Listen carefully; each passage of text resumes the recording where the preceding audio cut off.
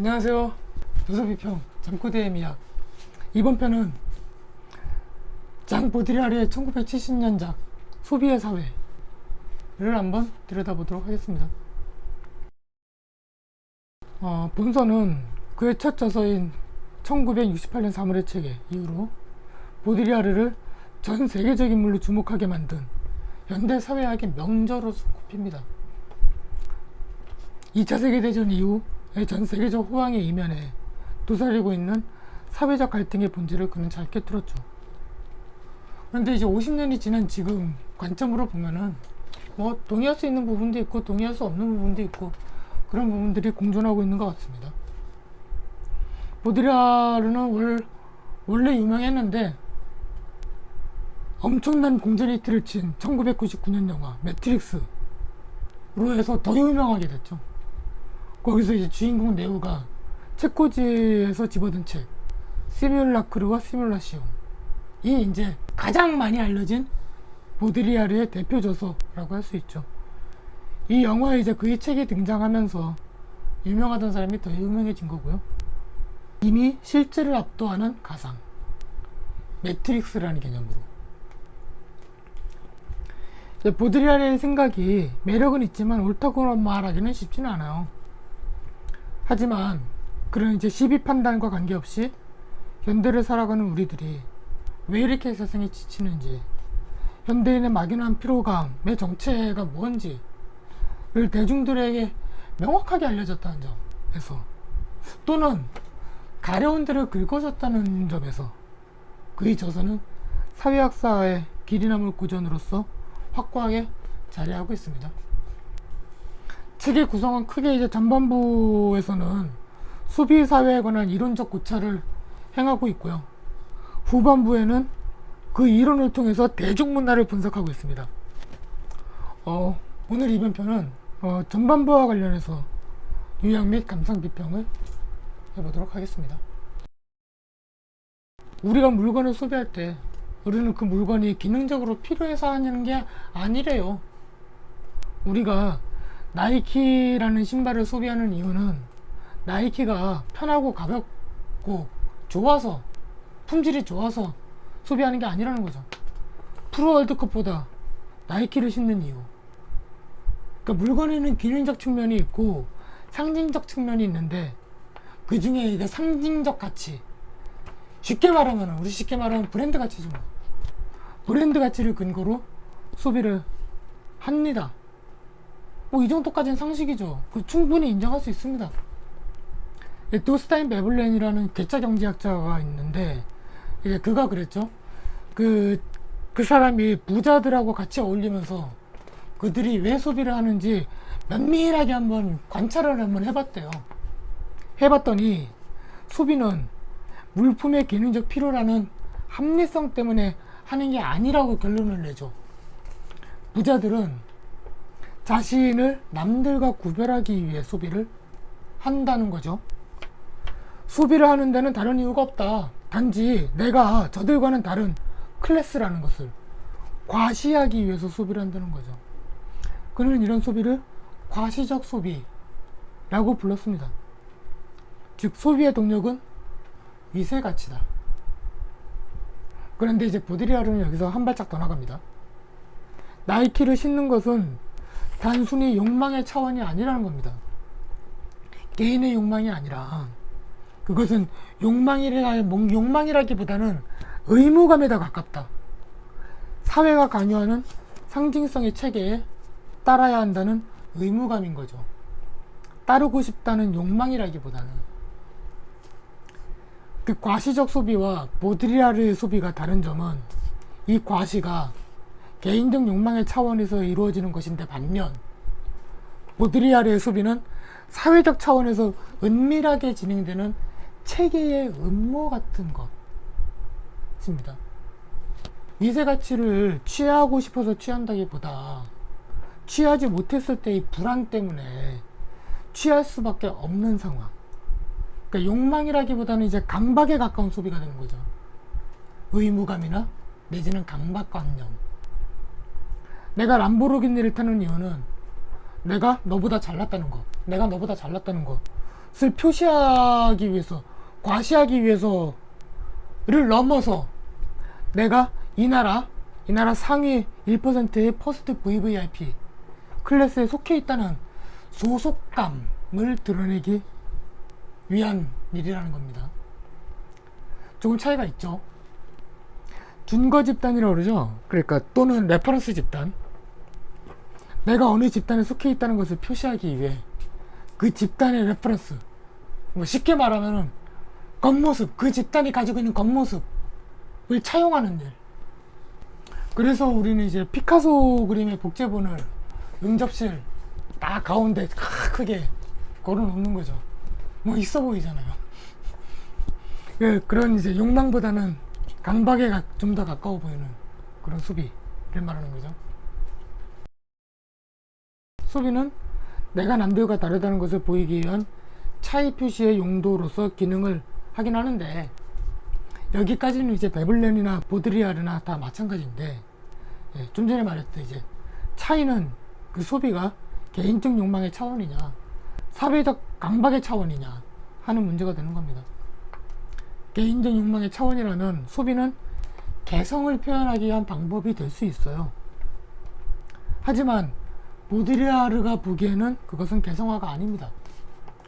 이 상품은 당신이 누구인지를 말해줄 것이라며 개성을 살리라며 선전하기는 하지만 차이의 본질은 어디까지나 준거 집단의 지표, 표시, 기호, 코드입니다. 코드. 그 보드리아르가 좀 전문적으로 쓰는 말이 있어요. 코드라는. 상징이란 말하고 똑같은 말이에요. 상징, 상식 다 똑같은 말. 그 기본적으로 코드는 사람들이 한 집단 내에서 공유하는 가치관 같은 겁니다. 보드리아르가 이 차이들을 서열화된 코드라고 보는 것이죠. 개성을 살린다는 것은 우리가 세트별로 주어진 어떤 개성화 방식, 세트별로 주어진 개성화 방식 중에 하나를, 그 중에 하나를 선택한다는 뜻이 되는 거고요. 그 보드리아르는 이를 평등과 차별의 비논리적 변증법이라고 표현합니다. 비논리적 이라고 부를 수밖에 없는 이유는 평등해지겠다는 강박으로 차별을 시도하기 때문인 거죠. 둘이 모순되잖아요. 그 기하학적 관점에서 기호와 상징이라는 개념을 봐도 그렇습니다. 뭐 누군가의 어떤 의도적인 차이, 즉 쉽게 말해서 눈에 띄는 기호, 눈에 띄는 모양, 눈에 띄는 이미지를 따라하는 사람들이 많아지게 되면 그것은 이제 차이가 아니라 사람들이 공유하는 상징이 되어버리는 거죠. 코드. 그런 의미에서 모든 것은 소화되어 균질한 똥이 되는 것이다 라고 보드리아르는 말하고 있습니다. 그 한계 생산, 한계 비용 등의 한계 개념이라는 게 있잖아요. 빵 한 조각의 효용은 사람에 따라, 상황에 따라 다르죠.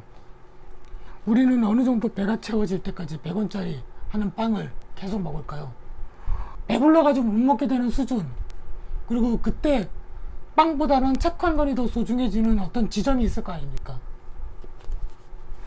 즉 선택은 상품의 한계 효용 문제로부터 생겨나는 거죠. 선택이라는 게. 그러니까 아마 보드리아르는 그 차이에도 한계 효용이라는 게 있다고 본 겁니다. 그 효용성 때문에 차이가 서열에 복종한다고 보는 거고요. 강박에 가까운 소비. 보드리아르가 보기에는 그런 소비의 배후에는 사회라는 체계가 있어요. 사회가 이를 위해 퍼뜨리는 신화는 평등의 신화입니다. 신화. 모두들 믿지만 달성될 수는 없을 것 같은 그런 신화. 소비를 통해 평등해질 수 있다는 신화. 경제학자들이 주로 많이 주장하는 내용이죠. 보드리아르는 이제 갈브레이스라는 저명한 경제학자의 말들에 이제 반박을 하면서 소비를 통한 평등의 허구성을 드러내는데요.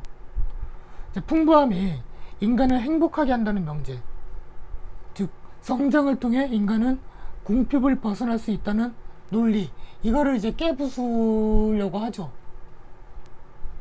그런데 이제 그런 성장 이데올로기를 통한 평등은, 그러니까 형식적 평등에 지나지 않는다고 보는 겁니다. 보드리아르에 의하면은 상품의 생산은 이미 특권의 생산을 전제하고 있어요. 자유무역 체계가 기본적으로 그렇다고 보여지는 거죠. 자유무역이라는 게 뭔가요? 그러니까 자유무역이라는 게 그런 거잖아요. 한 국가가 잘하는 것만 열심히 생산하고 못하는 거는 그냥 포기해버리고 하는 방식이죠. 예를 들어 이제 한국은 농산물보다는 반도체를 잘 만들죠. 그때 농산물 생산을 포기할 수밖에 없는 농민들의 경제 생활은 누가 책임집니까? 국가가 이제 삼성으로부터 세금을 받아서 분배하는 거잖아요, 그들한테. 그래서 정의는 실현이 되죠. 그 분배만 잘 되면 자유무역은 이론적으로 모두에게 이익이죠. 하지만 일단 그 분배가 잘 되리란 보장이 없고요. 100번 양보해서 잘 되었다 하더라도 삼성이 벌어서 농민들한테 지원해준다는 의미, 나눠준다는 의미는 권력의 관점에서 봤을 때 삼성이 갑, 농민은 을, 이렇게 가물관계가 형성되는 일이잖아요. 그러니까 이제 모든 재화의 생산은 곧 특권의 생산과 똑같다 라고 말하는 그의 말이 꽤 설득력이 있죠. 요컨대 물질적 복지는 가능할 수 있겠으나 평등주의는 영원히 불가능한 태제다 라는 이제 게 그의 주장입니다. 사회체계는 그런 평등의 알리바이를 통해 이미지를 생산합니다. 이미지, 상징체계, 즉 코드, 체계는 이 이미지를 미디어를 통해 생산해냅니다. 보드리아르에게 있어서 소비는 단순히 상품의 영역에만 머무르는 것은 아닌 것 같아요. 그러니까 모든 형태의 정보, 매스미디어에 노출되는 모든 정보를 포괄해서 우리는 그걸 소비한다고 보는 거죠. 정보 소비 안에는 정보도 포함되어 있습니다. 근데 우리는 보통 이런 정보들을 생산노동을 통해서 번 돈으로 소비한다고 생각하지는 않죠. 이제 그런 의미에서 이제 그가 소비를 기적 또는 주술의 형태, 거저 주어지는 신의 은총이라고 말하고 있는 건지도 모르겠어요. 그게 이런 소비가 보드리아르가 말하는 소비사회의 전제예요. 거저 주어지는 신의 은총, 그게 소비다. 그런 정보 소비의 원동력을 보드리아르는 공포, 불안, 뭐 이런 것들이라고 보고 있는 것 같습니다. 뉴스는 주로 재난을 보도하죠. 불안과 갈등들. 광고는 그 불안에 대해서 소속감을 부채질하는 이미지를 생산한다고 보는 거고요. 불안으로부터의 안전을 소비한다고 보는 거죠. 이를 우리는 보통 공포 마케팅, 불안 마케팅, 이 용어 많이 들어보죠. 이 상품을 사지 않으면 당신은 문화로부터 뒤떨어지게 된다 라는 식으로. 그런 불안, 이런 불안의 정보들이 이제 가상을 넘어서 실제를 대체하게 됩니다. 뉴스는 언제나 멀쩡한 일상 속에서 가끔 예외적으로 일어나는 그런 불상사들을 보도를 하죠. 근데 여러 미디어가 주구장창 이것만 보도하니까 사람들은 어쩌다 일어나는 비행기 추락이 일상의 다반사인 것처럼 오인을 하게 됩니다. 정보의 소비는 세계에 대한 인식도 아니고 완전한 무지도 아니다. 그것은 단순히 오해를 수반하는 세계일 뿐이다. 그래서 소비사회는 위협받고 포위된 풍부한 예루살렘이다 라고 말하고 있습니다. 이제 그가 보기에 가상은 현실과 전혀 다르고 더 나아가서는 무관하다고까지 말합니다. 이라크 전쟁이 실제로 일어난 전쟁이 아니라고 말을 하니까요. 다 미디어가 만들어 놓은 매트릭스인 거죠. 그런 매트릭스에 우리는 대항할 힘이 없습니다. 왜냐하면 이 소비라는 것이 공짜로 기적의 은총으로 주어지는 것이기 때문입니다. 공짜이니까 우리는 고민하지 않고 소비합니다. 미디어가 주입한 기호체계에 부안해동하며 춤추는 광대. 보드리아르가 보는 대중은 이런 존재들입니다. 보드리아르의 결론을 정리하자면, 첫째, 소비는 더 이상 사물의 기능적 사용 및 소유가 아니다. 둘째, 소비는 더 이상 개인이나 집단의 단순한 위세 과시 기능이 아니다. 셋째, 소비는 커뮤니케이션 및 교환의 체계로서 끊임없이 보내고 받아들이는 재생되는 기호의 코드로서, 즉 언어 활동으로서 정의된다는 겁니다. 바로 이 세 번째 부분은 좀 생각해 볼 필요가 있을 것 같아요. 끊임없이 보내고 받아들이는 언어 활동. 소비는 커뮤니케이션이다. 끊임없이 교환하지만 그 안에 의미는 없다. 이미지만 교환된다는 겁니다. 이미지가 원래 가지고 있던 의미 같은 건 필요가 없죠.